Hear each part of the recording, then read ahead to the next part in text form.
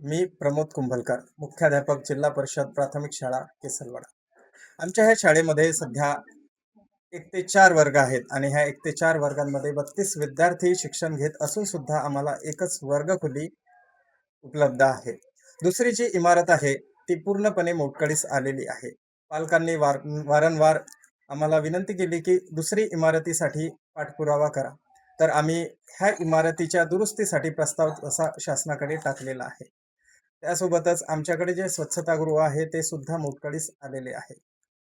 आणि ह्या 1 ते 4 वर्गांसाठी मी सध्या एकटाच शिक्षक इथे कार्यरत आहे. माझे नाव पूजा रवींद्र वालदे.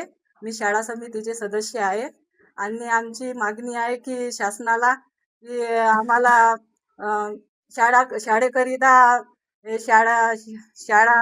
शाळेकरिता आम्हाला सेपरेट जागा हवी आहे आणि ही शाळा सगळी खचलेली आहे, खूप दिवसापासून आहे आणि 1 ते 4 वर्गापर्यंत आमच्या शाळेमध्ये मुलं आहेत. 1 ते 4 वर्गापर्यंत त्या एकच खोली आहे, वर्गखोली, आणि शिक्षक पण एकच आहेत. आम्हाला शिक्षक पण 2 पाहिजे आणि संडास बाथरूम पण सगळ्या गेलेले आहे. जर आमच्या शाळेच्या इमारती पडल्या वगैरे तर आमच्या मुलांना हानी आहे. जर आमच्या मुलांना कोणती जीवितहानी झाली तर शासन जबाबदार राहील. माझं नाव रीना प्रशांत गजबी आहे. मी शाळा व्यवस्थापन समितीची उपाध्यक्ष आहे. काय समस्या तुमच्या शाळेची? आमच्या शाळेची समस्या आहे की आमची शाळा वादग्रस्त असल्यामुळे आमच्या शाळेला जागा उपलब्ध करून द्या. आमच्या शाळेची इमारत खचलेली आहेत. आमच्या मुलांचं खूप नुकसान होऊन राहिलेलं आहे. काय मागणी काय तुमची? आमच्या शासनाला अशी मागणी आहे की आमच्या शाळेला जागा उपलब्ध करून द्यावा.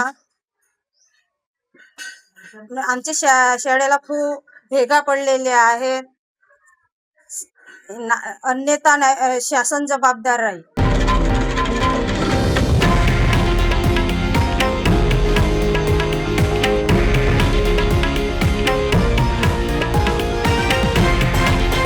हे आहे देशातील नंबर 1 न्यूज नेटवर्क आणि आपण पाहत आहात TV9 मराठी, एकमेव.